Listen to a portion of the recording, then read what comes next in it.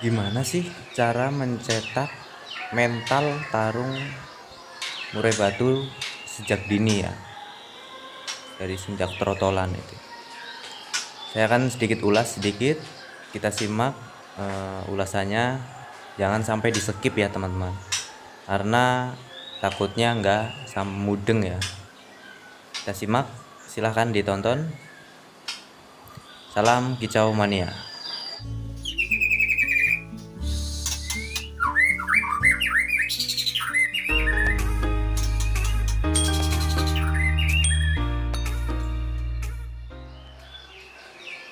Halo, assalamualaikum warahmatullahi wabarakatuh.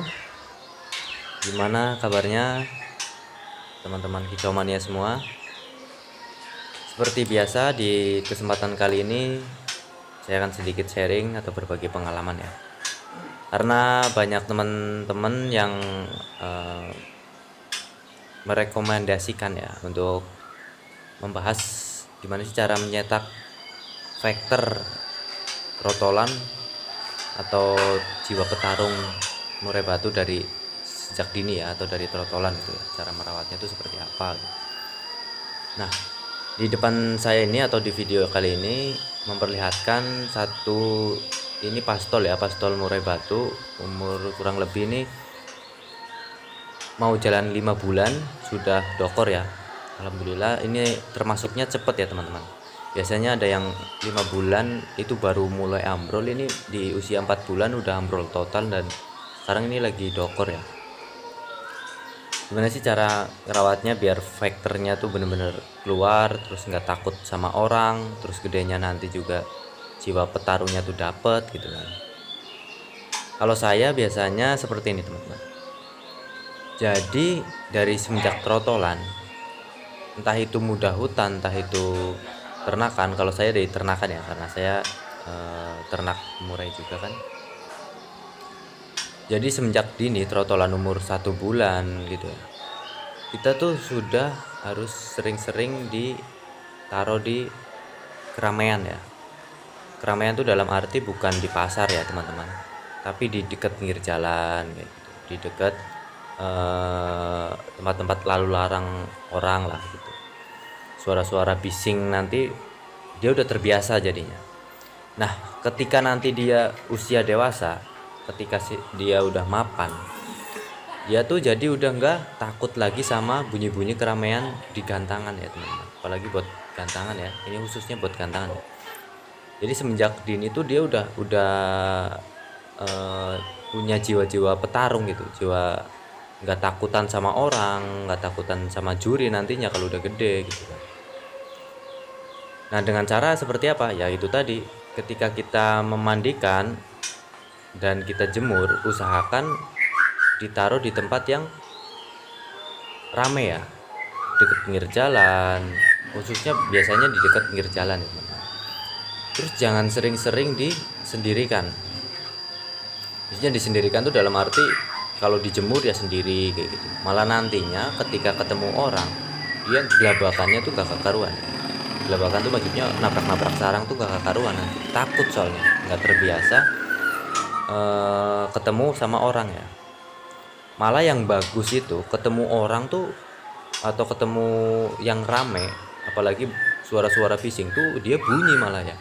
Udah semenjak dari trotol itu udah bunyi malah. Ya pastol lah istilahnya. Itu kalau ketemu yang rame atau ketemu istilahnya apa ya, dikagetin, itu malah justru nggak takut tapi malah nantang gitu.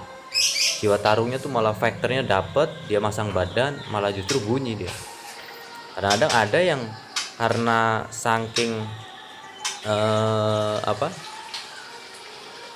nggak ngertinya atau saking takutnya nanti malah kenapa-napa, trotol tuh disendirikan, dijemur sendiri, maksudnya di dalam lingkup yang sepi gitu ya. Harusnya malah di tempat yang ramai biar nanti terbiasa gedenya di tempat-tempat yang ramai, karena kan mau nyetak buat lapangan ya, di lapangan kan ramainya kayak gitu kan. Apalagi udah teriak-teriak, terus ada juri yang di bawahnya, nanti malah nabrak-nabrak sangkar gitu. Nah, terus yang berikutnya itu kalau bisa ya, jangan kalau bisa sih, wajibnya itu kita tuh kalau ngasih pakan dari semenjak trotol tuh jangan langsung ke mulut ya teman-teman, tapi ditaruh di cepuk. Dicepuk, cepuknya kita ambil, taruh jangkrik misal, langsung ditaruh lagi, tapi jangan kita suapin ke mulutnya langsung gitu. Jangan karena dikira murai yang lagi umur-umur sebulan 2 bulan tuh karena lucu-lucunya kita suapin. Nanti efeknya setelah dewasa nanti ya teman-teman. Nggak dewasa aja, lepas trotol aja, itu pasti dia ngelowo.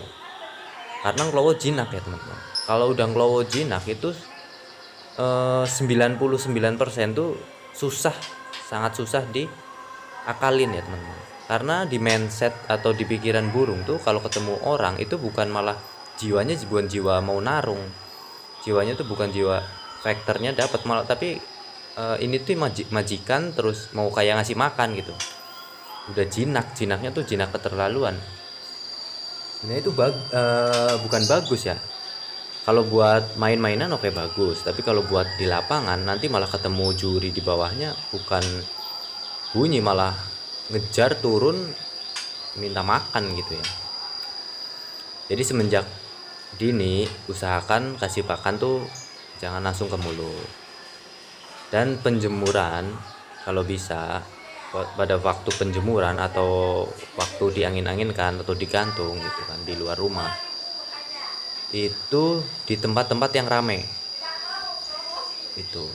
Dan kalau murai tahu sendiri kan ya, jangan, kalau bisa jangan sampai ada ngeliat ya, atau ngeliat sesama murai ya, walaupun itu masih kecil ya. Kalau kepengen nyetak dari trotolan kayak gitu teman-teman. Jadi jangan dijejer gitu kan, saling lihat gitu. Nanti kalau udah gede itu karena terbiasa ngeliat murai-murai lain, dia nggak faktornya atau emosinya atau jiwa petarungnya tuh kurang ya teman-teman. Kalau menurut saya seperti itu. Kalau ngedenger murai lain atau trotolan lain cetek-cetek kayak gitu, kretekannya itu nggak apa-apa, tapi diusahakan jangan sampai ngelihat. Kalau di rumah teman-teman itu murai banyak ya, usahakan kalau proses penjemuran disekat lah, pakai kerodong kayak atau pakai apalah, yang penting jangan sampai saling melihat itu teman-teman.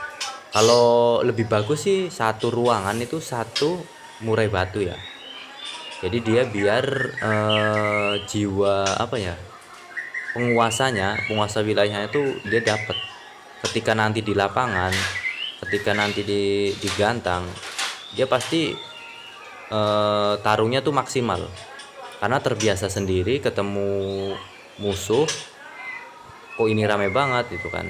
Kalau udah mapan pasti dia akan bongkar semua isian yang telah dipelajarinya atau dimasterinya ketika di rumah ya. Dia untuk mempertahankan suatu wilayah itu pakai isian-isian yang keras ya, contohnya cililin, terus lakbet, besetan-besetan yang kasar gitu kan. Pas ya bisa dibilang burung-burung kecil itu jarang banget keluar di lapangan ya, atau burung-burung kutilang itu jarang banget keluar di lapangan. Kalau nggak cililin ya lakbet, terus sambung lagi kapas tembak dan lain-lain. Pokoknya burung-burung yang istilahnya serem atau suaranya itu kenceng ya teman-teman itu. Jadi kalau menyetak trotolan dari menyetak murai batu lapangan dari trotolan tuh seperti itu ya teman-teman menurut saya. Jadi dari kecil kita udah asuh, kita sering keluarin dan jemur. Biasanya kan kalau walaupun murai tangkaran, biasanya kalau dari kecil tuh masih gelabakan gak jelas ya kalau ngeliat orang tuh. Jadi usahakan kalau udah ngeliat orang tuh bukan gelabakan, bukan nabrak-nabrak jeruji ya, tapi lebih ke kayak nyerang gitu ya. Kayak nyerangnya tuh nyerang faktor pasang badan kayak gitu. Kalau kita keprokin atau kita pokoknya bisik pakai suara-suara apa gitu, dia mau bunyi gitu, itu malah bagus teman-teman, daripada murai-murai yang kalau ngeliat orang tuh ngelowo kayak gitu kan. dia sering disendirikan, nanti ketika ngelihat orang banyak dia malah kayak mudah hutan ya, nabrak sana nabrak sini, jatuh ke bawah tuh teman-teman. Jadi kalau ini menurut saya pribadi ya, jadi jangan disamaratakan, takutnya ya ini pengalaman saya, mau diterima atau enggaknya terserah ya teman. Mungkin itu aja sih yang dapat disampaikan. Nanti bila ada pertanyaan atau pembahasan yang lain silahkan di komen di kolom komentar ya. Jika ada yang mau menambahkan silahkan ditambahkan, karena saya juga masih ikut belajar juga. Mungkin cukup sekian. Bila ada yang disalah-salah kata saya mohon maaf. Wassalamualaikum warahmatullahi wabarakatuh. Salam kicau.